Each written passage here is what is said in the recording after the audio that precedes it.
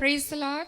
Good evening, everyone. Thank you, everyone, for accepting our invitation and coming for the celebration. We are so glad you are here. So now let's celebrate our son Jairo Efran's first birthday.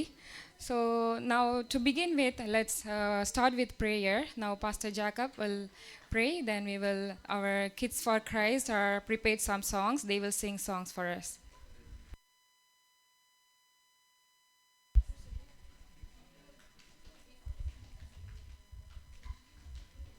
ஜெபிப்போம். பரிசுத்தமும் நல்ல பிதாவே, இந்த அருமையான இந்த மாலை வேலைக்காய் சோத்திரம். இந்த மாலை வேலையிலும் ஆண்டவரே, நாங்கள் இந்த இடத்துல கூடி வரும்படியாய் ஆண்டவர் எங்களுக்கு கொடுத்திருக்கிற இந்த நல்ல பாக்கியத்தை நினைத்த ஆண்டவரே, நாங்கள் உங்களுக்கு நன்றி செலுத்துகிறோம். இதோ பிள்ளைகள் கர்த்தரால் வரும் சுதந்திரம், கற்பத்தின் கனி அவரால் கிடைக்கும் பலன் என்று எழுதியிருக்கிறபடி இந்த நாளிலும் அருமையான ஆண்டவரே, இந்த மகனுடைய ஒரு வயதை காணும்படியாய் கிருபை செய்ததற்காய் சோத்திரம். இந்த நாளிலும் இதற்கான விசேஷித்த இந்த ஏற்பாடுகளை ஆண்டவரே, இந்த நிகழ்ச்சிகளை கர்த்தர் நீர் ஆசீர்வதித்து தரும்படி நாங்கள் ஜெபிக்கிறோம். இந்த இடத்தில் நடத்தப்படுகிற ஒவ்வொரு காரியங்களும் ஆண்டவரே உம்முடைய நாம மகிமைக்கென்று நடத்தப்படும்படி ஆண்டவரை கிருபை தரும்படியாக ஜெபிக்கிறோம். வரவேண்டிய எல்லா பிள்ளைகளையும் ஆண்டவர் ஏற்றவர்கள் அழைத்து கொண்டு வருவீராக. இந்த ஆண்டவரை சோதர் இந்த நிகழ்ச்சியின் மூலமாய் ஆண்டவரை சோதர் இந்த குடும்பத்துக்கு ஒவ்வொருவரும் ஆண்டவரை சொல்லுகிற ஒவ்வொரு வாழ்த்துதல்களும் ஆசீர்வாதங்களும் அந்த பிள்ளைகளுக்கு உரித்தாகும்படியாய் கத்தர் கிருபை செய்யும்படியாக நாங்கள் ஜெபிக்கிறோம். இந்த நாளிலும் ஆண்டவர் அந்த நிகழ்ச்சியை கத்தர் ஆசீர்வதித்தாரும். தொடக்கம் முதல் முடிவரை உம்முடைய நாம மாத்திரம் மகிமைப்படுவதாக. இயேசு இரட்சகர் மூலமாக ஜெபிக்கிறோம் நல்ல பிதாவே, ஆமென்.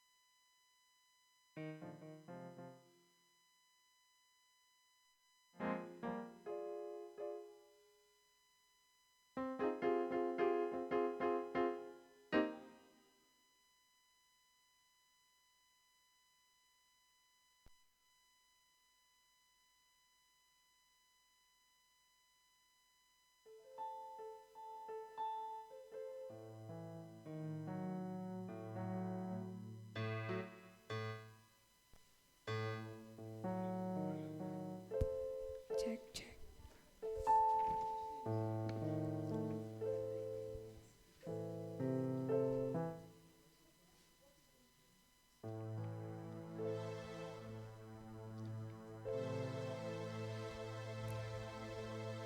என் நினைவுகள்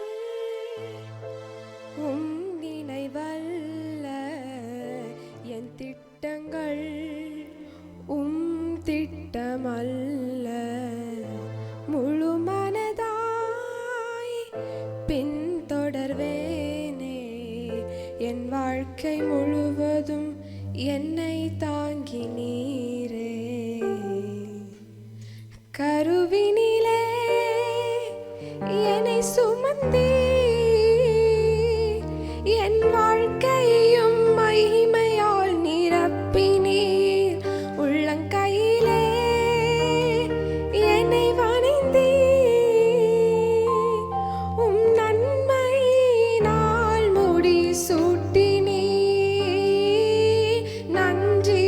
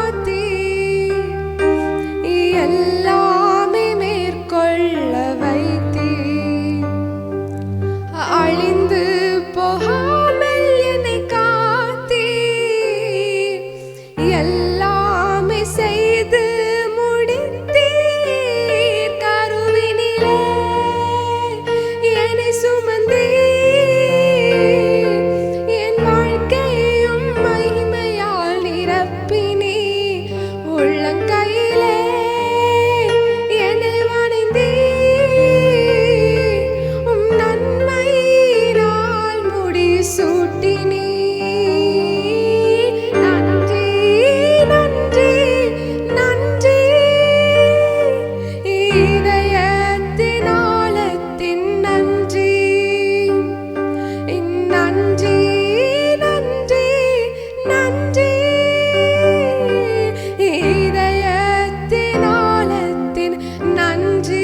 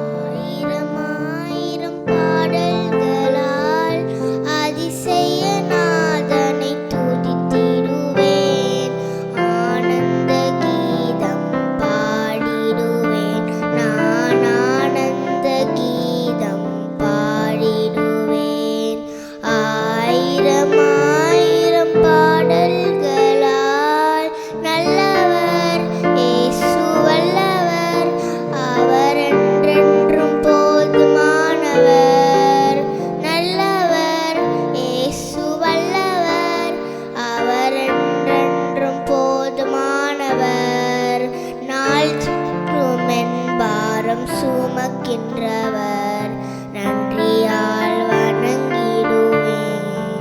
நாள்தோறும் என் பாரம் சுமக்கின்றவர் நன்றியால் வணங்கிடுவேன். ஆயிரம் ஆயிரம் பாடல்களாய் வானதூத சேனை எல்லாம் வாழ்த்துகின்ற பரிசுத்தரே, வானமகிமை விட்டு மானிடராய் வந்தவரே, வானதூத சேனை எல்லாம் வாழ்த்துகின்ற பரிசுத்தரே, வானமகிமை விட்டு மானிடராய் வந்தவரே, ஆனிலும் பூவிலும் என் ஆசை நீரே, வாழ்த்தி என்றும் திருநாமம் துதித்திடுவேன். வானிலும் பூவிலும் என் ஆசை நீரே, வாழ்த்தி என்றும் திருநாமம் துதித்திடுவேன். நல்லவர் இயேசு வல்லவர், அவர் என்றென்றும் போதுமானவர். நல்லவர் இயேசு வல்லவர், அவர் என்றென்றும் போதுமானவர். நாள்தோறும் என் பாரம் சுமக்கின்றவர் நன்றியால் வணங்கிடுவேன்.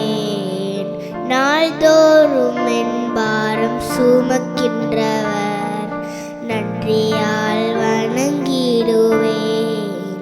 ஆயிரம் ஆயிரம் பாடல்களாய் ஆலையின் நாளைகள் போல சோதனைகள் பெருகினாலும், அக்கினியின் சோதனையில் என் உள்ளம் தளர்ந்தாலும், ஆலியின் நாளைகள் போல் சோதனைகள் பெருகினாலும், அக்கினியின் சோதனையில் என் உள்ளம் தளர்ந்தாலும், தாயைப் போல் கரங்களில் தாங்கி என்னை நீர் நடத்தி ஆற்றிய கிருபைக்காய் துதித்திடுவேன். தாயைப் போல் கரங்களில் தாங்கி என்னை நீர் நடத்தி ஆற்றிய கிருபைக்காய் துதித்திடுவேன். நல்லவர் இயேசு வல்லவர், அவர் என்றென்றும் போதுமானவர்.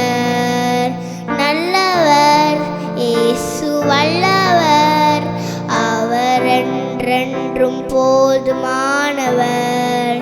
நாள்தோறும் என் பாரம் சுமக்கின்றவர் நன்றியால் வணங்கிடுவேன். நாள்தோறும் என் பாரம் சுமக்கின்றவர் நன்றியால் வணங்கிடுவேன். ஆயிரம் ஆயிரம் பாடல்களால்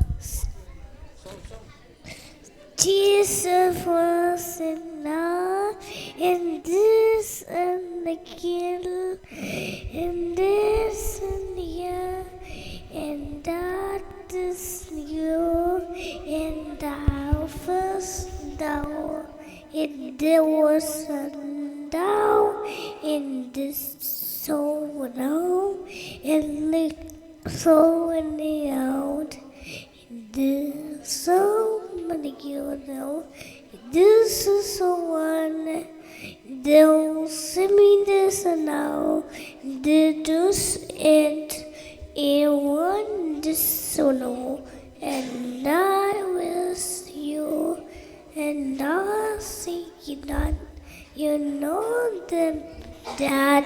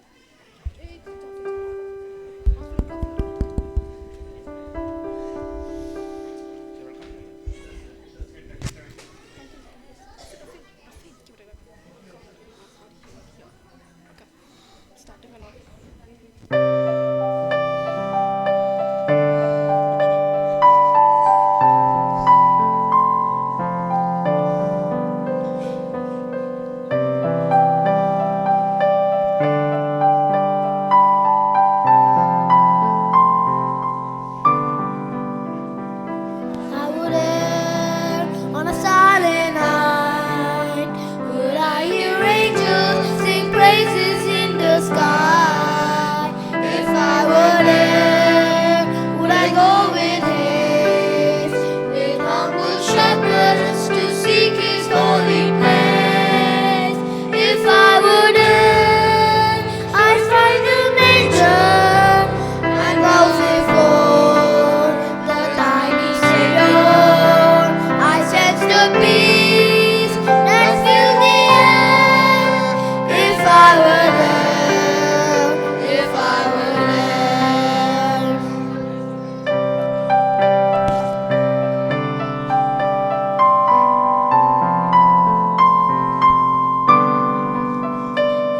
Were there, would I see a star and join the wise men who journey from afar? If I were there, would I go leaving my finest treasures to lay before my King? If I were there, I'd find the manger and bow before the tiny Savior. I sense the peace that fills the air. If I were there, if I were there.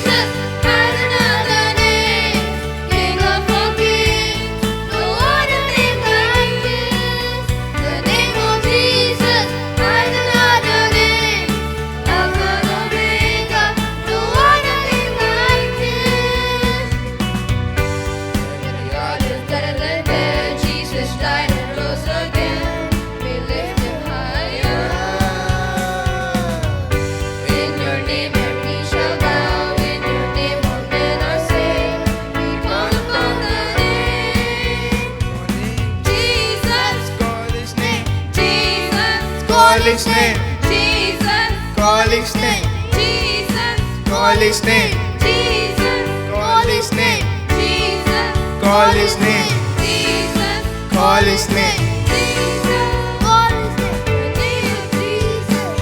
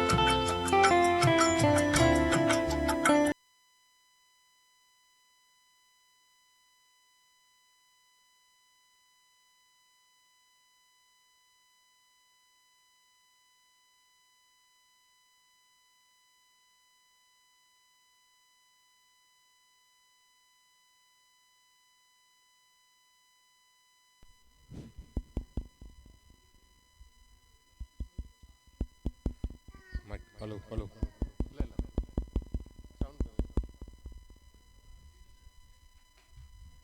Thank you, girls.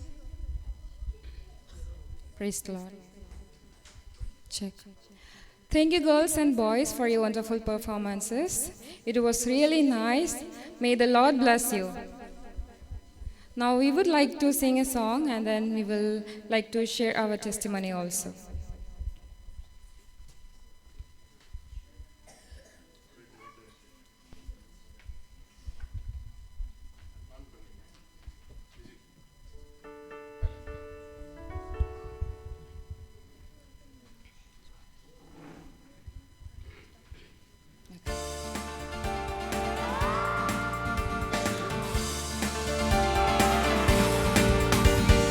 தேவா நான் ஏதினால் விசேஷித்தவள் ராஜா நான் அதை தினம் யோசிப்பவள் தேவா நான் ஏதினால் விசேஷித்தவள் ராஜா நான் அதை தினம் யோசிப்பவள் எதினால் இது எதினால் நீர் என்னோடு வருவதினால் எதினால் இது எதினால் நீர் என்னோடு வருவதினால் தேவா நான் எதினால் விசேஷித்தவள் ராஜா நான் அதை தினம் யோசிப்பவள் மேகஸ்தம்பம் மேலிருந்து பாதுகாக்குது பாதை காட்ட பகலெல்லாம் கூட செல்லுது மேகஸ்தம்பம் மேலிருந்து பாதுகாக்குது பாதை காட்ட பகலெல்லாம் கூட செல்லுது அன்பான தேவன் என்னோடு வருவான் அது போதும் என் வாழ்விலே அன்பான தேவன் என்னோடு வருவான் அது போதும் என் வாழ்விலே தேவா நான் எதினால் விசேஷித்தவள் ராஜா நான் அதை தினம் யோசிப்பவள் நாகம் கொண்ட தேவ ஜனம் வானம் பார்க்குது ஆவல் கொண்ட கண்மலையும் கூட செல்லுது நாகம் கொண்ட தேவ ஜனம் வானம் பார்க்குது ஆவல் கொண்ட கண்மலையும் கூட செல்லுது என் ஏக்கமெல்லாம் என் தேவன் தீர்ப்பார் சந்தோஷம் நான் காணுவேன் என் ஏக்கமெல்லாம் என் தேவன் தீர்ப்பார் சந்தோஷம் நான் காணுவேன் தேவா நான் எதினால் விசேஷித்தவன் ராஜா நான் அதை தினம் யோசிப்பவன் வாழ்க்கையிலே கசப்புகள் கலந்திட்டாலும்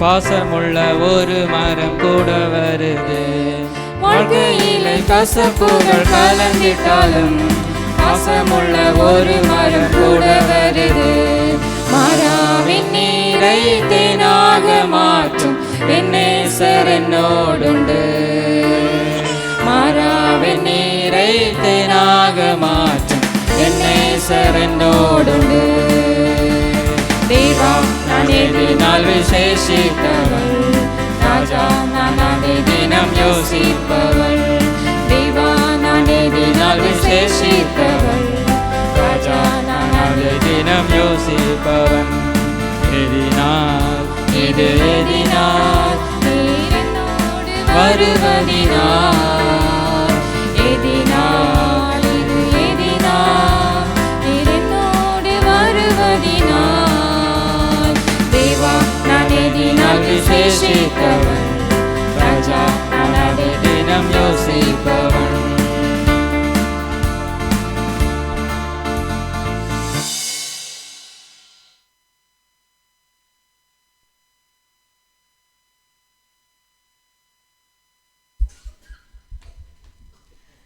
Okay, thank you everyone again for accepting our invitation and coming here. Thank you, Pastor Vijay, Pastor Kalai, and Pastor Jacob for spending time with us, and also our family members, our friends, colleagues, and NGAG family. Thank you, everyone. Thank you, kids. So now I'm going to share our testimony. If I'm gonna share everything that God has done for us, my lifetime is not enough for that. But by just to emphasize our son's birthday, I'm just gonna share something about our sons.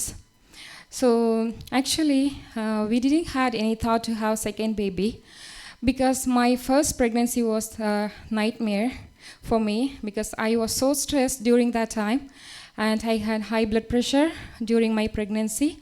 I was not working, but even though I was so sick, Even during delivery also, I was so sick. Mm, at 37 weeks, I went for appointment, but they told me to admit at the hospital for the immediate cesarean session. So they planned for cesarean section the next day. But inside my womb, my daughter was so healthy. But only the thing was my blood pressure was so high because of my blood pressure and also some other reason. They asked me to admit immediately. So we admitted, and then the next day our daughter delivered. But by cesarean session, it is operation. Then after 3 days, my discharge was planned, but it was not happened because I couldn't sleep at the previous night because I had severe headache, severe back pain. Also, my daughter was crying a lot, so I couldn't sleep throughout the night. So next day, I was just walking on the corridor at the hospital with my husband, and I felt that I have blurred vision. My vision was blurring. So I told my husband that my eyes are blurring, so let's go to the room. So we went to the room. My husband assisted me to sit on the bed. And then immediately after I sat, I felt something, my legs and my hands are pulling somewhere. So I could feel it was a seizure. Seizure means, in other words, we can say convulsion or fits. So it was happened to me for a few seconds. Then I back to normal, and then I told, because I am a nurse, I know it was a seizure, so I told my husband, I felt seizure, so let's call the doctor and nurses. Then they called, my family was there, my in-law and my mom was there, so they called for doctor and nurses, and then they came, and then they were asking me what was happened. Then I was explaining that I had seizure, and then while they are talking to me, they told to take a blood pressure, and then they measured my blood pressure. It was 190. It was too high. And then while they are speaking, I got seizure again, but actually I could feel nothing. I told my husband that I feel something. Please pray for me. I felt like I'm gonna die, so I told my husband. I didn't tell him that I'm gonna die. I told him something is happening inside me. Pray for me. And then immediately after that, I lost my conscious. I don't know what was happened to me that time. And then they told me I had a big seizure again. It was I was on the bed, and then jerky movements on the bed. And they transferred me immediately to the ICU. While they are transferring to the ICU, I got my consciousness back, but I lost my vision. I couldn't see anything. I was blind, literally blind. My eyes were opened, but I was shouting like, I don't see anything, help me, like that I was shouting. And then they are sending to the ICU, and then I admitted there, and then they started treatment. Still I didn't get my vision. Like 30 to 45 minutes I didn't get my vision. My husband, my mom, my in-laws, and everyone, family, they were praying to God to get my life back, because I was really that much sick. Then after 7 days, I got treatment. Then after 7 days, we got discharged. And still I was taking medicine for the blood pressure for 2 months. Then later I was okay, but I was taking rest still. I didn't go to work that time because my health condition was like that. Then so me and my husband decided not to have any more babies because I thought the pregnancy will kill me. So no hate on babies, but I thought if I get pregnant, I will die. That was in my mind. Also, my husband accepted my request, and life was going like this. Years passed. My mom told me, you have to get another baby. You should not leave your first kids just be alone. So, but for me, I was like, Mommy, do you want me or you want another kid? Literally, I was asking like that every time she asked me. So they are not forcing me. Life was going like that. And then after 2 years, when my daughter was 2 years old, we came here to Abu Dhabi with my family for my work. And then I joined in a medical center, which is OB-GYN clinic. In the OB-GYN clinic, I can see so many pregnant women, and I can see who were coming to get pregnant. And I could see twin babies, triplet babies, so many I can see, and even their sads and the happiness, I can see them. And then, but I want another baby, but I am not ready to get pregnant. So my life was going like that. Then later, I was telling to God, God, I was so stupid until now. I am not remembering your words. You are the one who is giving kids and in the blessing, the children's of blessings from the God. But I was like, I don't want your blessing. So Lord, please forgive me, and I will surrender myself to you. If you allow me to have another baby, it's no matter boy or girl, but please be with me and give me good health also for the kid. I like that. I prayed to God, and then we surrender ourselves to God. And then in the year of 2024, we got pregnant, and then our son, Jairo Ephron, born. December 24, 2024, he was born. Thank God for that. And then he was so healthy. Me also, throughout my pregnancy, I was working. I didn't have any sickness. Even at the end of the pregnancy, I was okay. I got delivered by normal delivery. My first delivery was cesarean section, but the second one was normal delivery by God's grace. All grace to God, nothing else, only with God's grace we got this. And then later, after when my son was 1 month old, we found that he had hernia. And then we were so shocked, and then we went to hospital. We know it should be corrected by surgery. And then we informed doctor, and then he said, yeah, it should be done by surgery. It should be corrected by surgery. It's a small procedure, like laparoscopy we can do. But I was like, Lord, why this is happening to me? I was so stressed, but even though I surrender everything to God, the Lord, you gave me this son, please be with him, and no more surgery should happen. This surgery should be go smoothly. And then we admitted him, and in the one day the surgery was done, and then we got discharged. Doctor said the hernia may return at any time, even we have done the surgery. But God's grace, until now, it's not returned.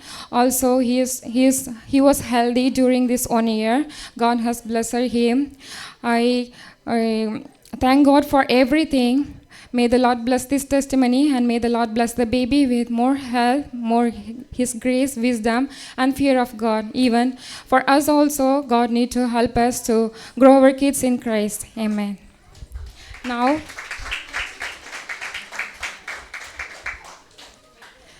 இப்போ pastor கிட்ட கையில் நான் மீதியான பகுதியை ஒப்பு கொடுக்குறேன். Pastor will give us a birthday message.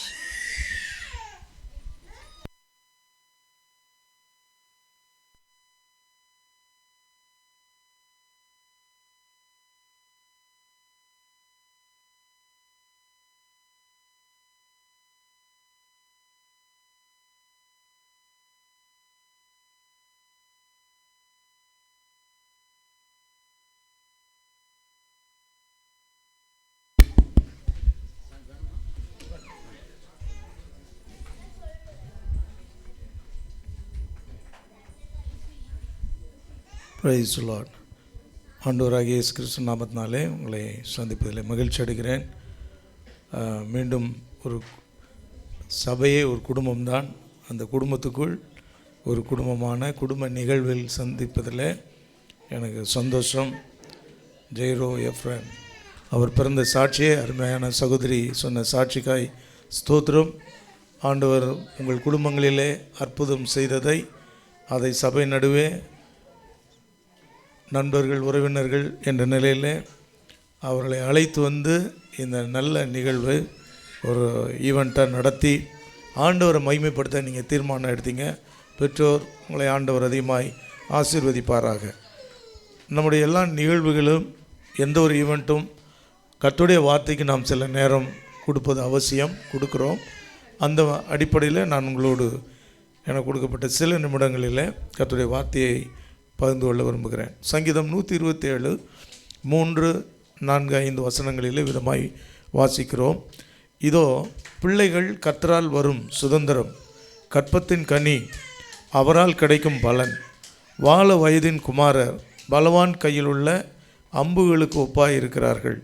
அவைகளால் தன் நம்பரா துணியை நிரப்பின புருஷன் பாக்கியவான். அவர்கள் நாணமடையாமல் ஒலிமுக வாசலில் சத்துருக்களோடு பேசுவார்கள்.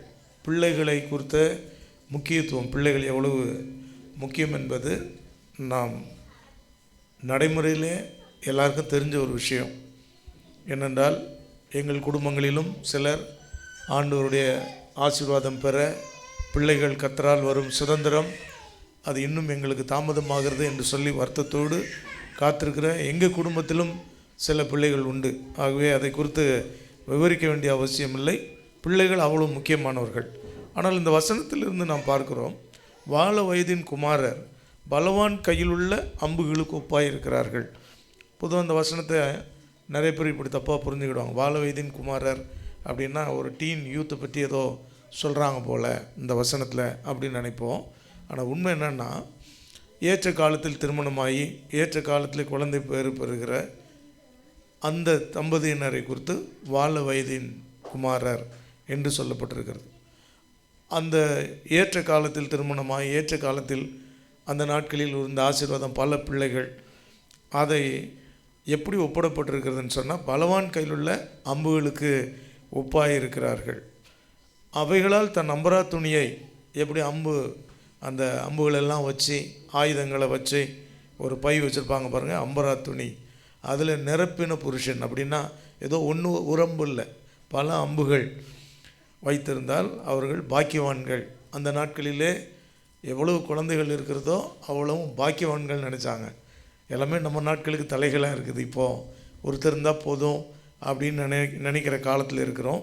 அந்த நாட்களிலே எல்லாருடைய ஆசீர்வாதமும் அவர்கள் குடும்பத்தில் எத்தனை பிள்ளைகள் இருக்கிறார்கள் என்பதை அதைத்தான் இந்த வசனம் சொல்கிறது. சொல்லிட்டு பார்த்தீங்கன்னா, அவைகளால் தன் நம்பரா துணியை நிரப்பின புருஷன் பாக்கியவான், அவர்கள் நாணமடையாமல் ஒளிமுக வாசலில். இது என்ன அர்த்தம் அப்படின்னா, அந்த கிராமங்களில் இப்போவும் நடைமுறையில் இருக்கிற ஒரு விஷயந்தான். எல்லா ஊர்லேயும் பார்த்திங்கன்னா நடுவில் ஒரு விசாரணைக்கு மாதிரி ஒரு மேடை போட்டிருப்பாங்க. அதை தான் ஒளிமுக வாசல். அந்த ஒளிமுக வாசல் இந்த ஊரில் பஞ்சாயத்தெல்லாம் பண்ணும்போது மெஜாரிட்டியாக எல்லாம் கை வைத்திட்டாங்கன்னா அது அந்த ரெசல்யூஷனே பாஸ் பண்ணிடுவாங்கள்ல. அதே மாதிரி தான் ஒளிமுக வாசலில் உட்காந்துருக்கும்போது ஒரு ஆளுக்கு ஒரு பையன்தான் இருக்கிறான், ஆனால் இன்னொரு ஆளுக்கு 10 பிள்ளைங்க இருக்கிறாங்க. யார் ஜெயிப்பாங்க, யார் பலவான்களாக இருப்பாங்க அப்படின்னா அதிகம் பிள்ளைகள் கொண்ட ஒரு பெற்றோர் தான். இதை சொல்லி இந்த வசனத்தின் மூலமாய் பிள்ளைகள் எவ்வளோ முக்கியமானவங்க என்பதை நம்ம கற்றுக்கொள்ள ஒரு அருமையான வார்த்தை தான் பிள்ளைகள் கர்த்தரால் வரும் சுதந்திரம், கற்பத்தின் கனி அவரால் கிடைக்கும் பலன். இங்கே நிறைய பிள்ளைகளை பார்க்கும்போது என் உள்ளம் சந்தோஷத்தினாலும் நன்றினாலும் நிரம்புகிறது. உங்கள் சபைக்கு ஆண்டவர் கொடுத்த ஒரு பெரிய ஆசீர்வாதம். குடும்பமாக வர்றீங்க. அது மாத்திரமல்ல, கர்த்தர் தந்த சுதந்திரமாகிய கிஃப்டான பிள்ளைகளோடு வருகிறீங்க. ஆண்டவருக்கு ஒரு விஷயம் நன்றி செலுத்தலாமா? கரங்களை வைத்து கர்த்தர் எங்களுக்கு கொடுத்த பிள்ளைகளுக்காக ஸ்தோத்திரம். ஹல்லேலூயா. சிறு பிள்ளைகளுக்கு மாத்திரம் இல்லை, சில பிள்ளைகள்னு அந்த தவழுகிற இந்த பிள்ளை பர்த்டே கொண்ட இந்த பிள்ளை மாத்திரம் இல்லை. ஏன்னா அந்தந்த வயதில் எத்தனை பேருக்கு ஆண்டவர் எனக்கு பிள்ளைகள் கொடுத்துருக்கிறார்களோ அவர்கள் எல்லாருமே கரங்களை உயர்த்தி நம்ம ஆண்டவருக்கு மகிமை செலுத்தலாம். கரங்களை வைத்து ஆண்டவருக்கு மகிமை செலுத்துவோம். ஹல்லேலூயா. அதே நேரத்தில் ஒரு சிலருக்கு இன்னும் இந்த தாமதமாகலாம், பாக்கியம் இல்லையே என்று வருத்தப்பட வேண்டாம். ஆண்டவர் சபைக்கு வருகிற மக்களுக்கு இந்த விசுவாசத்தை தந்து இது கர்த்தர் கொடுக்குற ஒரு ஆசீர்வாதம். ஆகவே இந்த ஆசீர்வாதத்தை எனக்கு வேணும்னு கேளுங்க, ஆண்டவர் நிச்சயமாய் தருவார். சந்ததி இவ்விதமாய் இருக்கும் என்று ஆபிரகாமுக்கு சொல்லப்பட்டது போல உங்களுக்கும் ஒரு சந்ததி வைத்திருக்கிறார் என்பதை விசுவாசிங்க.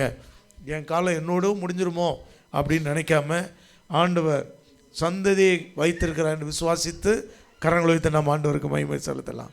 ஆமென். ஹல்லேலூயா. ஒன்று போதும். இந்த ஊரில் இதுக்கு மேலே கஷ்டம்னு நினைக்காதீங்க. கர்த்தர் கொடுக்குற ஆசீர்வாதத்தை, கை நிறைய கொடுக்குற ஆசீர்வாதத்தை நல்லா பெற்றுக்கோங்க. ஆண்டவர் உங்களுக்கு அதை ஆசீர்வாதமாய் மாற்றி தருவார். ஸோ இவ்வளவு முக்கியமான பிள்ளைகளை யாரை நம்பி கொடுக்குறார் என்று சொன்னால், கர்த்தர் பெற்றோரை நம்பி கொடுக்குறார். அவர்கள் எப்படி வளர்க்க வேண்டும் என்கிறதற்கு ஒரே ஒரு சின்ன உதாரணத்தை இன்றைக்கு நான் சொல்லி ஜெபிக்க விரும்புகிறேன். இந்த அருமையான பெற்றோர் நல்ல விசுவாசத்தில் இருக்கிறார்கள். ஆகவே நேரடியாக செய்திக்குள்ளே நான் போக விரும்புகிறேன். அப்போஸ்தலனாகிய பவுல் தீமோத்தேயுக்கு எழுதின நிருபம்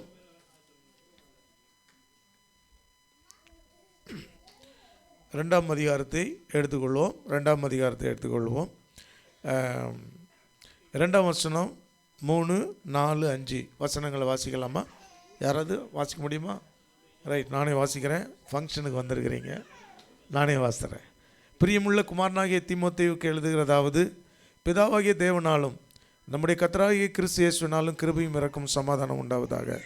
நான் இரவும் பகலும் இடைவிடாமல் என் ஜெபங்களில் உன்னை நினைத்து உன் கண்ணீரை ஞாபகம் பண்ணி சந்தோஷத்தால் நிறையப்படும்படிக்கு உன்னை காண வாஞ்சையாக இருந்து உன்னிலுள்ள மாயமற்ற விசுவாசத்தை நினைவு கூறுகிறதினால் என் முன்னோர்கள் முதற்கொண்டு சுத்த மனசாட்சியோடு ஆராதித்து வரும் தேவனை நான் ஸ்தோத்திரிக்கிறேன். இதிலிருந்து தான் நான் சொல்ல போகிற செய்தி. அந்த விசுவாசம், எந்த விசுவாசம்? கர்த்தர் மேல் வைத்திருக்கிற அந்த விசுவாசம் முந்தி உன் பாட்டியாகிய லோவிசாலுக்குள்ளும் உன் தாயாகிய ஐனிக்கையாளுக்குள்ளும் நிலைத்திருந்தது. அது உனக்குள்ளும் நிலைத்திருக்கிறது என்று நிச்சயித்திருக்கிறேன். உங்களுக்கு ஏற்கனவே நேற்றைய தினம் இந்த உபாகம் 6ஆம் அதிகாரத்தில் நான் வாசித்து காண்பித்த அந்த வசனத்தின் ஒரு தொடர்ச்சி தான். இங்கே பாருங்கள், பெற்றோர்களிடத்தில் ஆண்டவர் கொடுக்குற மிக முக்கியமான பொறுப்பு நமக்குள் இருக்கும் விசுவாசம், களங்கமற்ற அந்த விசுவாசம் பிள்ளைகளிடத்தில் போகணும். தீமோத்தேயுக்கு சொல்லப்பட்டது, உன் பாட்டிகிட்ட இருந்த விசுவாசம் உங்கள் அம்மாட்ட இருந்தது, உங்கள் அம்மாட்ட இருந்த விசுவாசம் உனக்கு வந்தது. எப்படி ஒரு செயின் மாதிரி வந்திருக்கு. இதுதான் பவுல் 2 தீமோத்தேயு 2:2 என்னிடத்தில் கேட்டுக்கொண்டதை மற்றவர்களுக்கு ஒப்புவிக்கத்தக்க உண்மையுள்ள மனுஷத்தில் ஒப்புன்னு சொல்லி 4 தலைமுறைக்கு சொல்லுகிறார்கள். அந்த நாட்களில் கிறிஸ்துவம் இல்லாவிட்டால் ஆண்டவர் மேல் உள்ள விசுவாசம் எவ்வளவு தீவிரமாய் பரவினதுனால் முதல் முக்கியமான காரணம் ஒரு குடும்பம் வரும். நீ விசுவாசித்தால் உன் வீட்டார் அனைவரும் ரட்சிக்கப்படுவீர்கள்.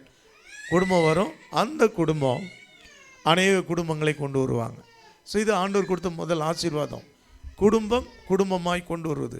ஆனால் அந்த குடும்பத்துக்குள்ளே ஆண்டவர் விசுவாசத்தை எப்படி கொடுக்க வேண்டும் என்று விரும்பினார், ஒருவரிலிருந்து இன்னொரு கடத்தி விட வேண்டும். இதுதான் அவர்களுடைய பெரிய ஆசீர்வாதமாக இருந்தது. பழைய ஏற்பாட்டில் உள்ள பரிசுத்தவான்கள் ஆசீர்வதிக்கப்பட்டார்கள் என்று வேதாமத்தில் வாசிக்கிறோம் என்று சொன்னால், அவர்களுக்குள்ளே ஒரு கல்வி முறை இருந்தது, பேரண்டிங் சிஸ்டம் இருந்தது. எப்படி இருந்தாங்கன்னா, அவங்க தாய் வழி கல்வி இல்லாவிட்டால் பேரண்ட் மூலமாக பெற்றோர் வழியாக போதிக்கிற ஒரு காரியத்தை தான் அவர்கள் வைத்திருந்தாங்க. இயேசு கிறிஸ்துவை குறித்து வாசிக்கிறோம். 12 வயதில் அவர் வேத வசனத்தை பேசின காரியங்களை கேட்கும் பொழுது ஞானிகள் ஆச்சரியப்பட்டிருக்கிறாங்க. அது இயேசு கிறிஸ்து மாத்திரமல்ல, அன்றைக்கு இருந்த மக்களுடைய ஒரு பெரிய முக்கியமான நோக்கம் என்ன அப்படின்னா, 5 வயதில் துவக்கி 12 வயதுக்குள்ளே அவங்க முதல் 5 புத்தகங்கள், வேதாந்தத்தில் 5 புத்தகங்களை வாசிக்கிறதல்ல, படிப்பதல்ல, மனப்பாடம் பண்ணிடணும். அவங்க பாஸ்டர் உட்கார்ந்துருக்கும் போதே சொன்னாங்க, இங்கே உள்ள பிள்ளைகளை காண்பித்து 119ஆம் சங்கீதத்தை முழுமையாக 9 பிள்ளைகள் இதுவரை மனப்பாடம் பண்ணியிருக்கிறாங்கன்னு சொல்லி, ரிசைட்டிங் அப்படின்ற அந்த மனப்பாடம் பண்ண ஒரு கலையை அவர்கள் கற்றுக் கொடுத்தாங்க. இது ரொம்ப முக்கியமான தாய் வழி கல்வி தான். அவங்க ஸ்கூலுக்கெல்லாம் அவங்க போக மாட்டாங்க. அப்புறம் தான் பின்னால் வசதி உள்ளவங்க போயிருக்கலாம், கம்மாளியால் மாதிரி ஆட்கள்கிட்ட. ஆனால் மேக்ஸிமம் தாய் தான் சொல்லிக் கொடுத்தாங்க. அதனால தான் பின்னாட்களில் புத்தி உள்ள ஸ்ரீ தன் வீட்டை கட்டுகிறான்னு சொல்லி. ஸோ தாய் தனது மகனுக்கு தனக்குள் இருக்கும் விசுவாசத்தை கடத்திவிட அவர்கள் எதிர்பார்த்தார்கள். அந்த கல்வி முறை மனப்பாட முறையாக இருந்தது. 2வது சடங்குகள், அனைத்து சடங்குகளும் வேதாம நியமங்களை கற்றுக் கொடுப்பதாக இருந்தது. ரொம்ப முக்கியமாக கூட்டு கல்விக்கு அவங்க முக்கியத்துவம் கொடுத்தாங்க. அதனால தான் இன்றைக்கும் நம்ம சபை கூடி வருகிறோம். அந்த நாட்களிலும் தீர்க்கதரிசிகள், ஆசாரியர்கள் போதிக்கிற நிலைமையில் இருந்தாங்க. எஸ்ரா, நெகேமியா புத்தகங்களிலே வாசிக்கும் பொழுது கூட்டு முறையிலே உட்கார்ந்து வாசித்த வசனங்களை தியானித்ததை பார்க்கிறோம். அதே பிரயா பட்டணத்தார் புதிய ஏற்பாட்டிலே ஒரே இடத்தில் கூடி கலந்து பேசி படிக்கிறாங்க. இந்த கற்றுக்கொள்ளும் முறையை அவர்கள் பயன்படுத்தினதால்தான் குடும்பமாய் விசுவாசம் பரவினது. இன்றைக்கி நம்முடைய நாட்டிலும் நம்முடைய ஊரிலும் உள்ள ஒரு பெரிய பிரச்சனை, ஏதோ ஒரு சூழ்நிலையினாலே ஒருவருக்கு வருகிற விசுவாசம் அவரோடு முடிந்து விடுகிறது. இந்த நாளில் உங்கள் மனதில் இதை குறித்து தீவிரமாய் சிந்தித்து, என் குடும்பத்தில் எனக்குள் வந்த விசுவாசம் என் பிள்ளைக்கு போக வேண்டும், எனக்குள் வந்த விசுவாசம் என் மனைவிக்கு போக வேண்டும், எனக்குள் வந்த விசுவாசம் என் பேரனுக்கு பேத்திக்கு போக வேண்டும் அப்படின்னு தலைமுறை தலைமுறையாய் இந்த விசுவாசத்தை கடத்தும் ஒரு நல்ல நிலையை எடுத்துக்கொள்ள ஆண்டவர் உங்களுக்கு உதவி செய்வாராக. அவர்கள் இவ்விதமாய் செய்ததினால தான் தீமோத்தேயு அவன் 3வது தலைமுறையிலும் வேத வசனத்தை அறிந்தவனாக மாயமற்ற விசுவாசத்தில் அந்த விசுவாசம் தலைமுறை கடந்து வரும்படி உதவி செய்யுது. இன்றைக்கி நல்ல ஒரு கொண்டாட்டம், சிறு பிள்ளைகள் பாடி மகிழ்கிறாங்க, சந்தோஷமாக இருக்குது. நம்ம பிள்ளைகள் 12-13 வயசு வரைக்கும் இப்படி தான் இருப்பாங்க.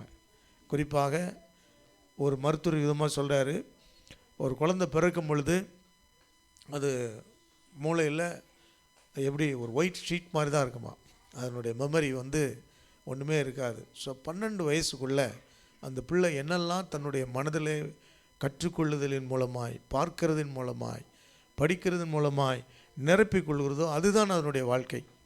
ஸோ 12 வயசு ரொம்ப முக்கியம். 0 to 12 ரொம்ப ரொம்ப முக்கியம். எல்லா பேரண்ட்ஸுக்கும் தெரியணும், சண்டே கிளாஸ் டீச்சர்ஸ் தெரியணும். இந்த 12 வயதுக்குள்ளே வசனங்களை கொடுக்க முடியுமா? முடியும். மோசே எப்படி அங்கே எகிப்தில் தம்முடைய பிள்ளைகளோடு சுகபோகமாக இருப்பதை பார்க்கிலும் கர்த்தருடைய பிள்ளைகளோடு துன்பத்தை அனுபவிப்பது நலம் என்று தெரிந்து போனான்னு பார்க்குறோம். ஆனால் உண்மை என்னன்னு கேட்டிங்கன்னா 3 வயது வரை அந்த அம்மாவோடு இருந்திருக்கிறான். பார்வோன் குமாரத்தி வழக்கு சொன்னார் இல்லையா, அந்த நாட்களின் வழக்கத்தின்படி, அவருடைய பாரம்பரியத்தின்படி 3 வருடம் பால்குடி மறக்கும் அந்த நாட்கள் என்று ஒரு விழா நடத்தும். 3 வயது வரை பெற்றோருடைய கண்காணிப்பில் இருப்பார்கள். அந்த நாட்களில் 3 வயது வரைக்கும் அந்த அம்மா என்ன சொல்லி கொடுத்துருப்பாங்க யோசிச்சு பாருங்கள்.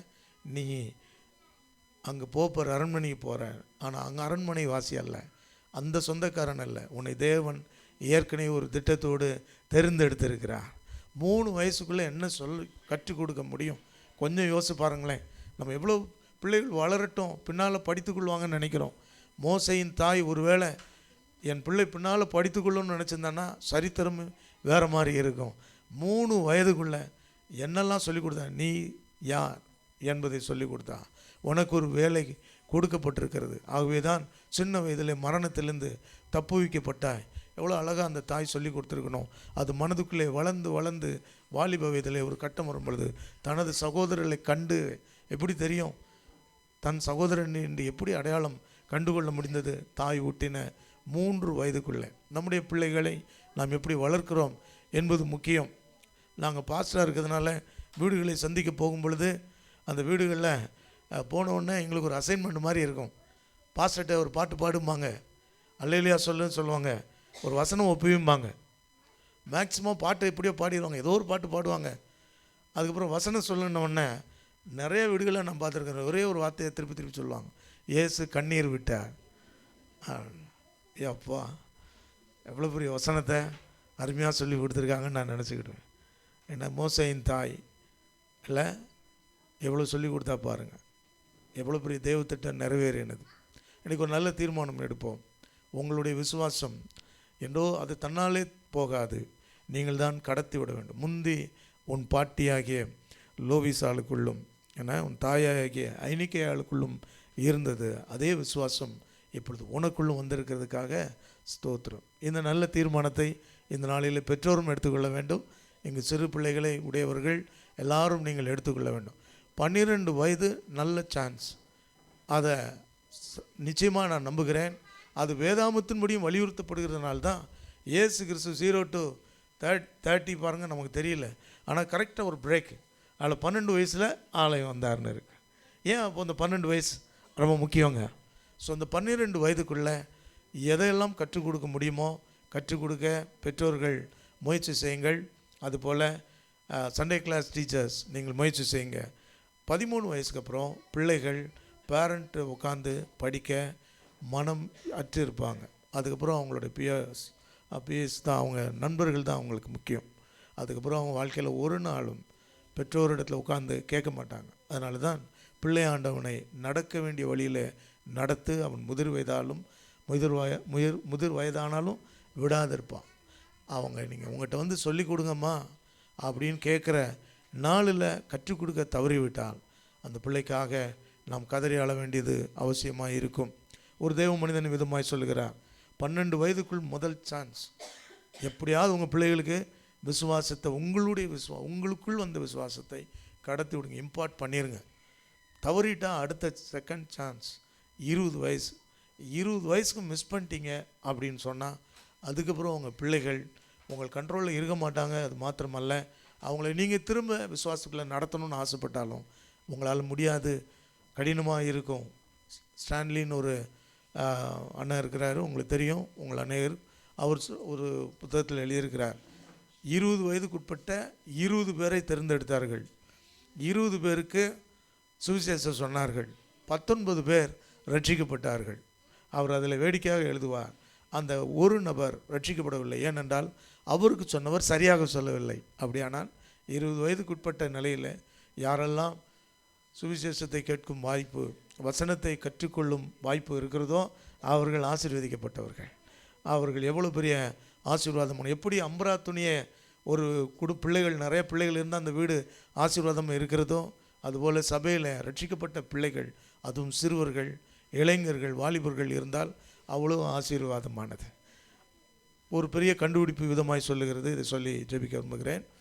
அந்த உலகத்திலே கர்த்தரால் பயன்படுத்தப்பட்ட தேவ மனிதர்கள் என்ற புள்ளிவரங்களை எடுத்து ஆராய்ச்சி பண்ணி பார்த்துருக்குறாங்க. அதில் 20 வயதுக்குட்பட்டு ரட்சிக்கப்பட்டவங்க தான் உலகத்தில் பயன்படுத்தப்பட்டவங்களை 70 to 80% பீப்புள். அவங்க எல்லாமே சின்ன வயசுலேயே ரட்சிக்கப்படுவாங்க. டிஎல் மோடி இது மாதிரி நிறைய பேர். அதுக்கப்புறம் ரட்சிக்க மாட்டாரா? ரட்சிப்பார். 75 வயசில் ஜார்ஜ் முல்லரை ரட்சித்தார். எத்தனையோ வயது முதிர்ந்தவர்களை ரட்சித்திருக்கிறார். ஆனால் 20 வயதுக்கு உட்பட்ட நிலையில் உள்ள மக்கள் யாரெல்லாம் அதிகமாக ரட்சிக்கப்பட்டார்களோ அவர்கள் எல்லாரையும் ஆண்டவர் வல்லமையாய் ஊழியத்தில் பயன்படுத்தியிருக்கிறார். டிஎல் மூடி என்ற தேவ மனிதன் யுதமாய் ஒரு நாள் வேடிக்கை அவருடைய நண்பரிடத்தில் சொன்னார். அந்த டிஎல் மூடியுடைய நண்பர் கேட்டார், இன்றைக்கி எத்தனை ஆத்துமாக்கள் ஆதாயம் பண்ண? அவர் சொன்னார் 2 ஆத்துமாக்கள்னு சொன்னார். 2 ஆத்துமானா 2 அடல்ட் ஒரு சைல்டா அப்படின்னு அவர் நண்பர் கேட்டார். அப்போ அவர் சொன்னார், இல்லைப்பா, 1 அடல்ட்டு 2 சைல்டு அப்படின்னார். என்ன கிண்டல் பண்ணுறியா அப்படின்னார்.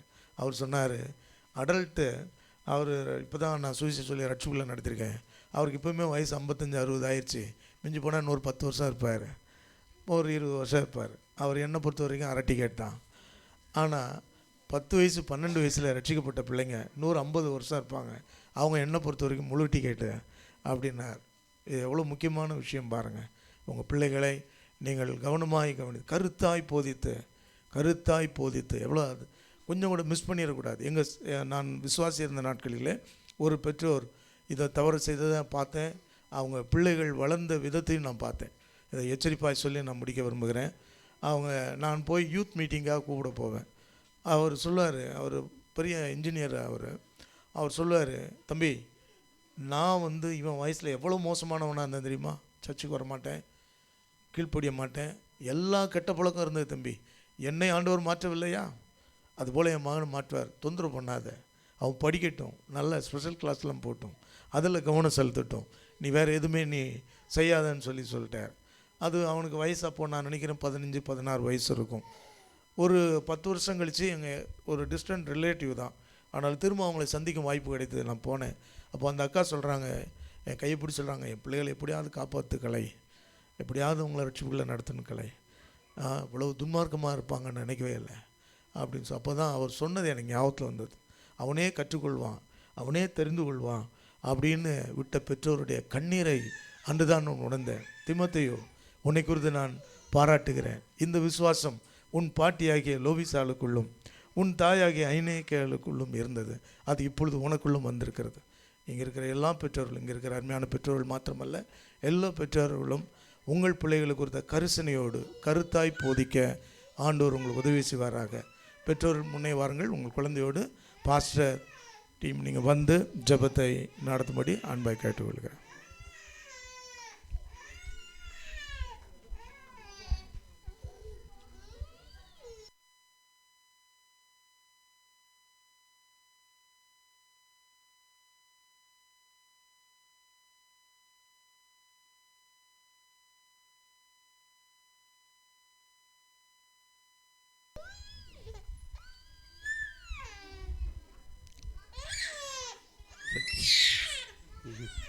கண்களை மூடி அவர் பொறுமை இழந்துட்டார்.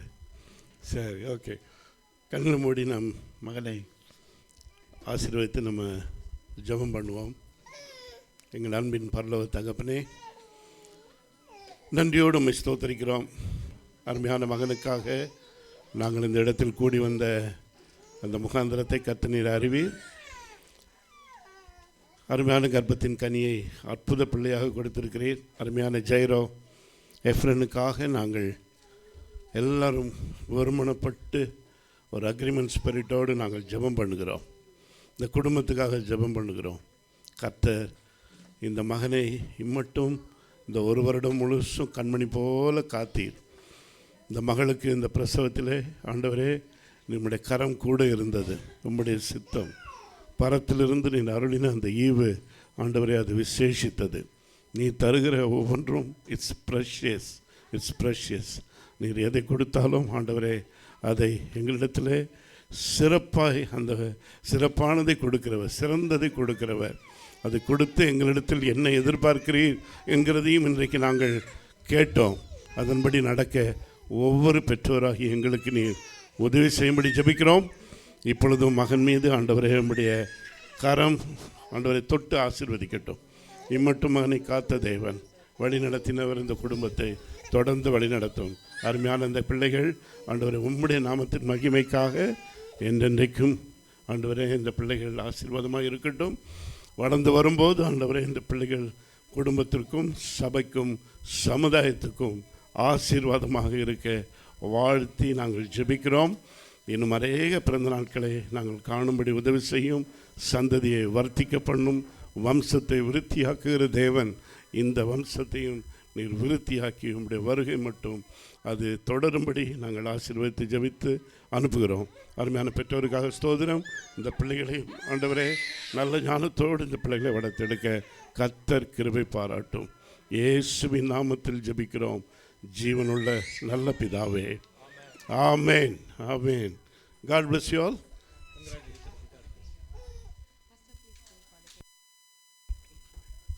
கேக் கட் பண்ண இருக்கணுமா? உங்க நீ கட் பண்ண போறியா? Pastor Jacob, please join with us.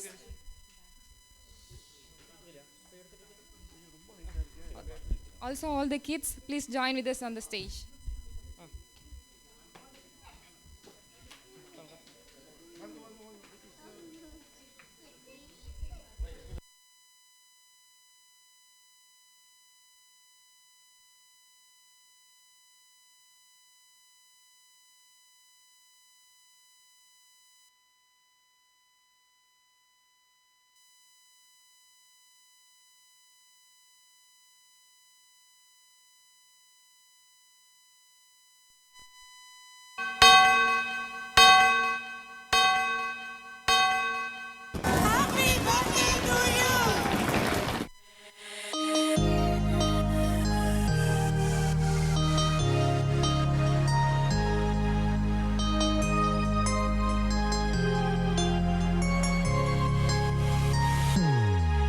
Happy birthday to you. Happy birthday to you. Happy birthday, happy birthday, happy birthday to you. Happy birthday to you. Happy birthday to you. Happy birthday, happy birthday, happy birthday to you. Happy birthday to you. Happy birthday to you. Happy birthday, happy birthday, happy birthday to you. Happy birthday to you.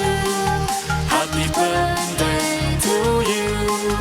Happy birthday, happy birthday, happy birthday to you.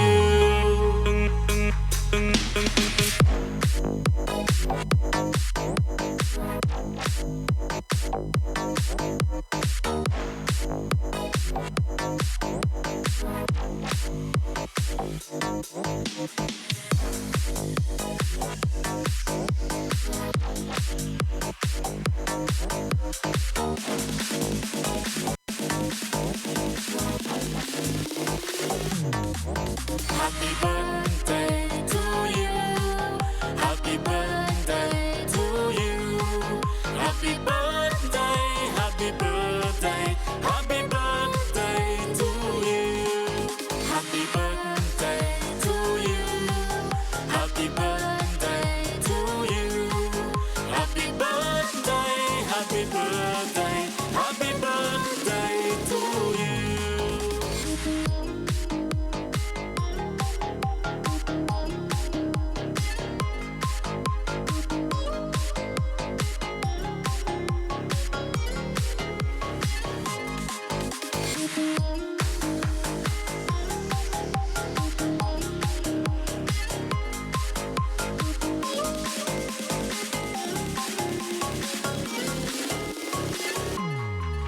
Happy birthday to you. Happy birthday to you. Happy birthday, happy birthday, happy birthday to you.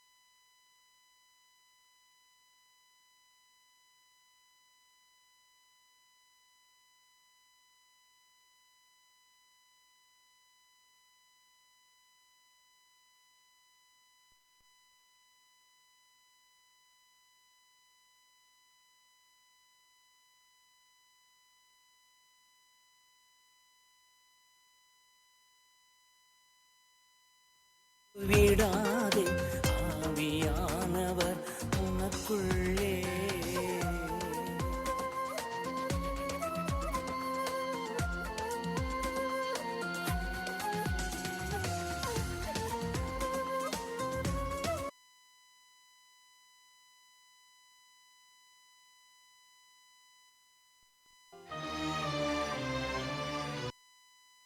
L Shaddai எல்லாம் வல்லவரே எல்லாம் வல்லவரே L Shaddai L Shaddai எல்லாம் வல்லவரே L Shaddai L Shaddai அதிகாலை ஸ்தோத்திர பலி அப்பா அப்பா உங்களுக்கு தான் ஆராதனை ஸ்தோத்திர பலி அப்பா அப்பா உங்களுக்கு தான் அப்பா அப்பா. Thank you, everyone. Now the dinner is ready. Thank you for everything. And please eat and enjoy your meal. Thank you.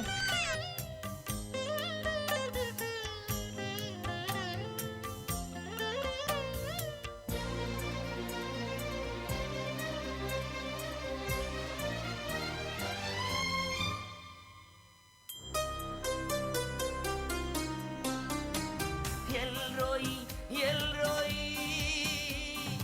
என்னை காண்பவரே எல்ரோய் எல்ரோய் என்னை காண்பவரே என்னை காண்பவரே எல்ரோய் எல்ரோய் என்னை காண்பவரே எல்ரோய் எல்ரோய் அதிகாலை ஸ்தோத்திர பலி அப்பா அப்பா உங்களுக்கு தான் ஆராதனை ஸ்தோத்திர பலி அப்பா அப்பா உங்களுக்கு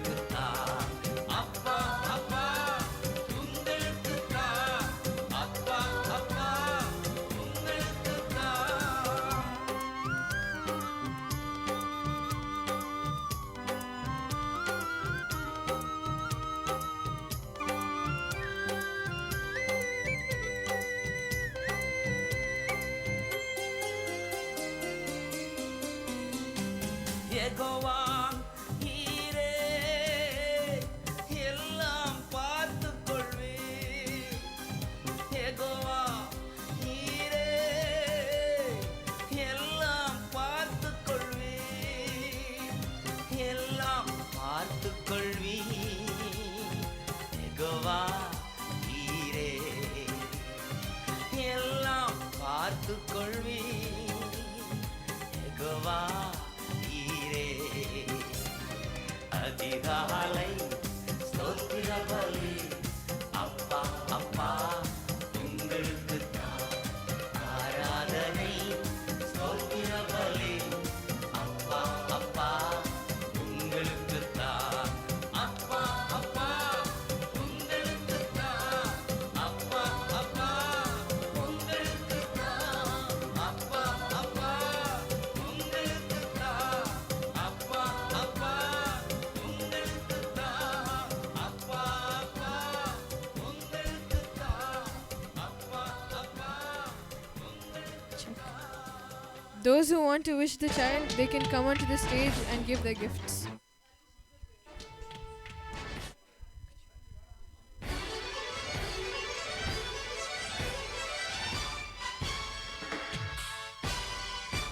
ஆண்டவர் படைத்த வெற்றியின் நாளிது. இன்று அகமகிழ்வோம் அக்களிப்போம் அல்லேலூயா பாடுவோம். ஆண்டவர் படைத்த வெற்றியின் நாளிது. இன்று அகமகிழ்வோம் அக்களிப்போம் அல்லேலூயா பாடுவோம். அல்லேலூயா தோல்வி இல்லை. அல்லேலூயா வெற்றி உண்டு. அல்லேலூயா தோல்வி இல்லை. அல்லேலூயா வெற்றி உண்டு. ஆண்டவர் படைத்த வெற்றியின் நாளிது. இன்று அகமகிழ்வோம் அக்களிப்போம் அல்லேலூயா பாடுவோம்.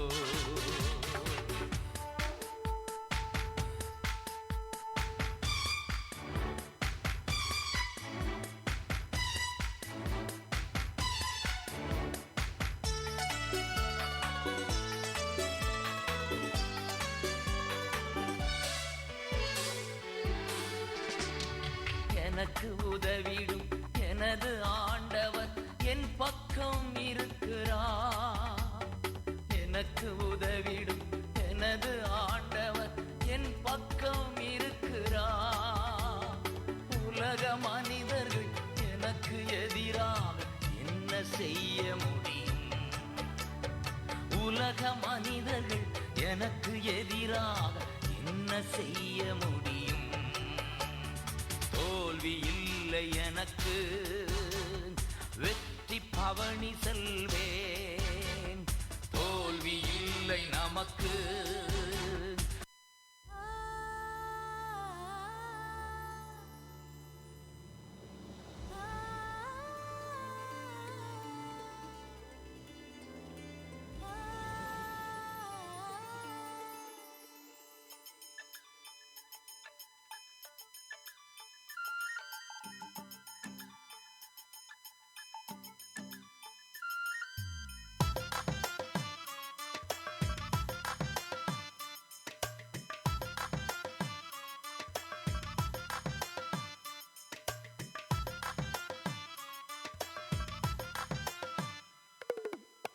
चमकी चमकी जो तो तेरी चमक से चमके दुनिया.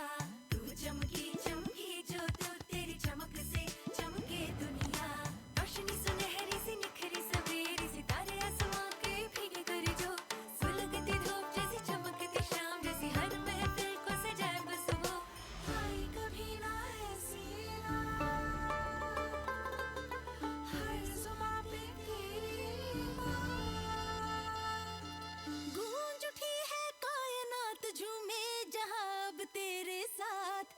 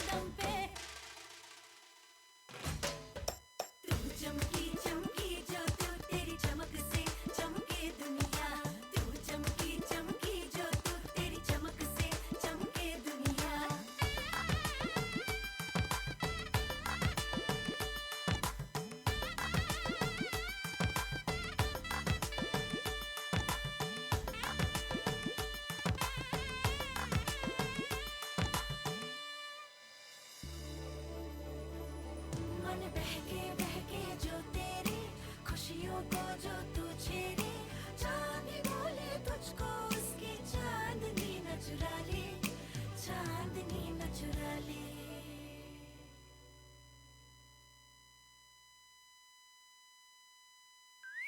चुटकी में लाई जो रोशन तारे तू ही है तू ही है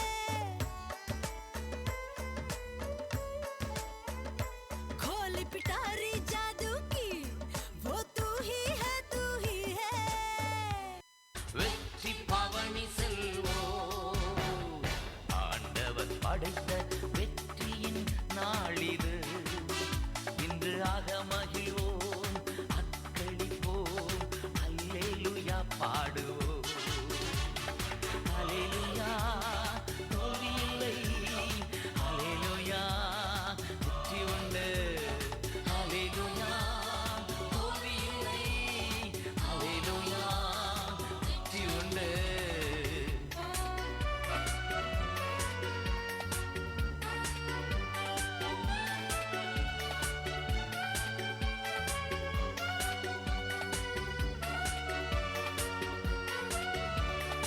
எனது ஆற்றலும் எனது பாடலும் எனது மீட்புமானா எனது ஆற்றலும் எனது பாடலும் எனது மீட்புமானா நீதிமான்களின் கூடாரத்தில் வெற்றி குரல் ஒலிக்கட்டும் நீதிமான்களின் சபைகளிலே வெற்றி குரல் ஒலிக்கட்டும் தோல்வி இல்லை எனக்கு வெற்றி பவனி செல்வேன் தோல்வி இல்லை நமக்கு வெற்றி பவனி செல்வோம் ஆண்டவர் படைத்த வெற்றியின் நாளிது இன்று அகமகிழ்வோம் அக்களிப்போம் அல்லேலூயா பாடுவோம் அல்லேலூயா தோல்வி இல்லை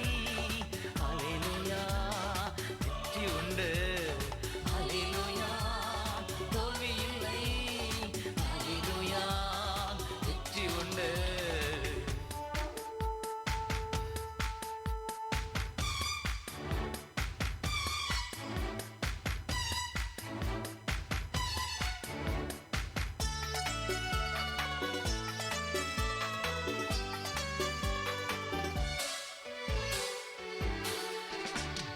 தள்ளப்பட்ட கல் கட்டிடம் தாங்கிடும் மூலை கல்லாயிற்று தள்ளப்பட்ட கல் கட்டிடம் தாங்கிடும் மூலை கல்லாயிற்று கர்த்தர் செயல் இது அதிசயம் இது கை தட்டி பாடுங்களே கர்த்தர் செயல் இது அதிசயம் இது கை தட்டி பாடுங்களே தோல்வி இல்லை எனக்கு வெற்றி பவனி செல்வே தோல்வி இல்லை நமக்கு வெற்றி பவனி செல்வோம் ஆண்டவர் படைத்த வெற்றியின் நாளிது இன்று அகமகிழ்வோம் அக்களிப்போம் அல்லேலூயா பாடுவோம் அல்லேலூயா தோல்வி இல்லை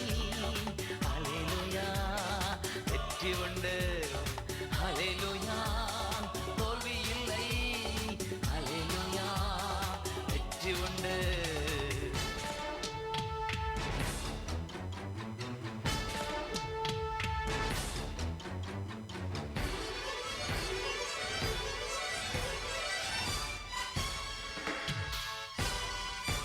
என்றும் உள்ளது உமது பேரன்பு என்று பறைசாற்றுவே என்றும் உள்ளது உமது பேரன்பு என்று பறைசாற்றுவே துன்ப வேளையில் நோக்கி கூப்பிட்டே துணையாய் வந்தீரையா துன்ப வேளையில் நோக்கி கூப்பிட்டே துணையாய் வந்தீரையா தோல்வி இல்லை எனக்கு வெற்றி பவனி செல்வே தோல்வி இல்லை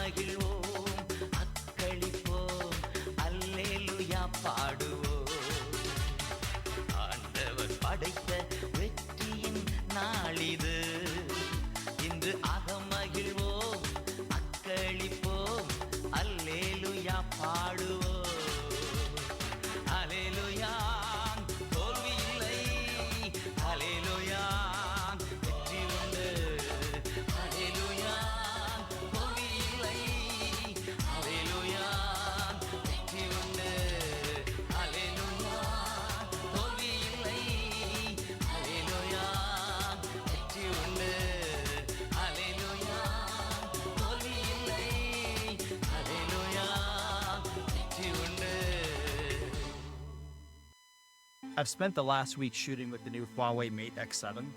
It makes me feel like I'm capturing professional level photos right on my phone. The true to color camera is the real deal. It gives me the most accurate tones every single time. What I'm seeing on the screen matches exactly with what I'm seeing with my own eyes. With the enhanced dynamic range, faces stay bright without losing the beauty of the sunset behind your subject.